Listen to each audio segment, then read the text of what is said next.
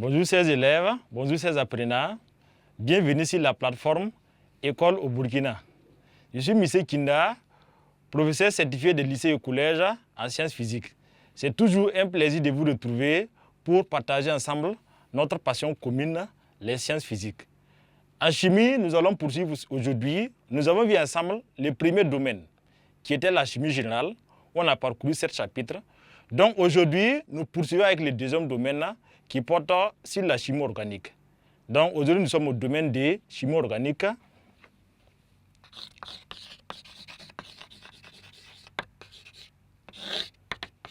Chimie organique.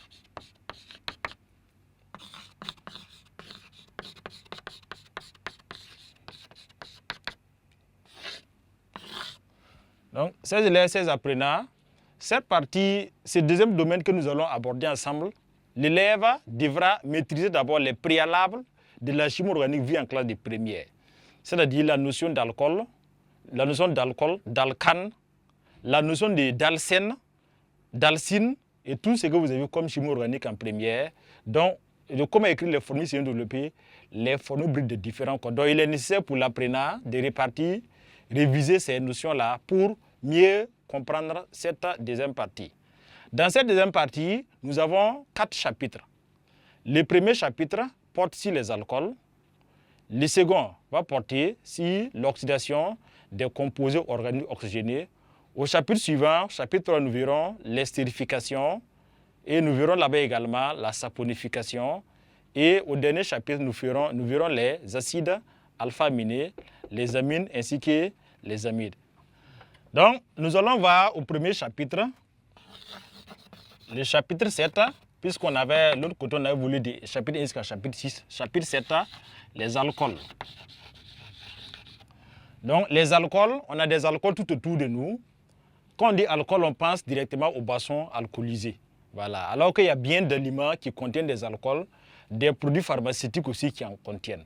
Donc, nous allons voir c'est quoi les alcools. Dans un premier temps, nous allons procéder à la présentation des alcools d'abord. Donc, premier point, grand point, présentation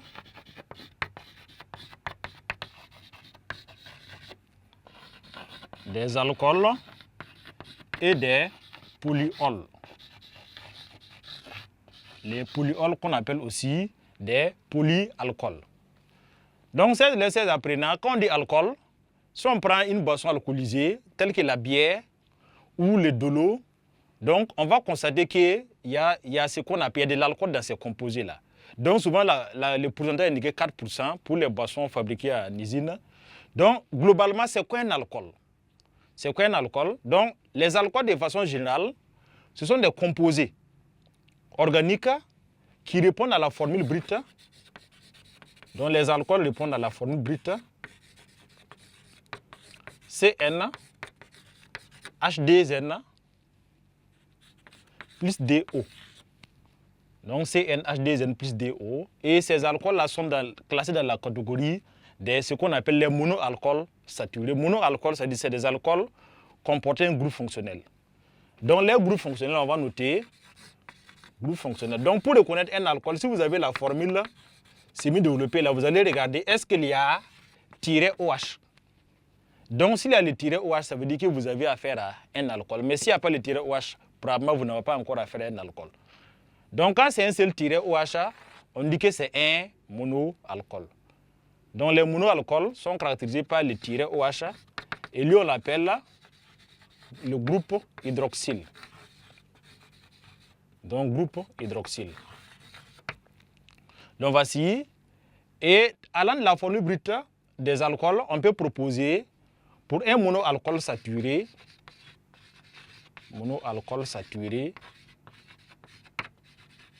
alors, je vais rappeler, ce qu'on appelle monoalcool saturé, c'est un alcool avec un seul groupe OH. Saturé veut dire dans sa formule là, elle est formée de chaînes carbonées ouvertes. Il n'y a pas de double liaison, il n'y a pas de molécules cycliques. Donc, ce qu'on appelle les monoalcools saturés. Donc, c'est la formule brute qui est de la forme CnH2n plus D. Donc, la masse molaire est donnée par, si on veut la masse molaire, alors, nous avons, chaque carbone pèse 12, donc ça va faire 12N. Donc, masse molaire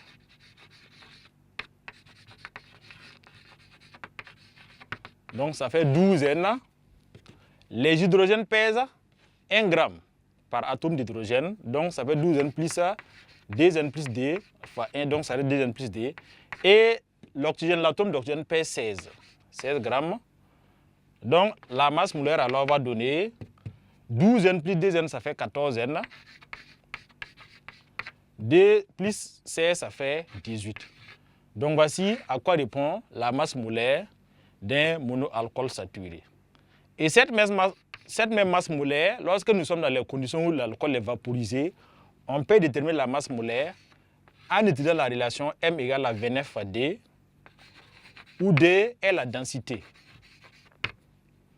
Où D est la densité des vapeurs.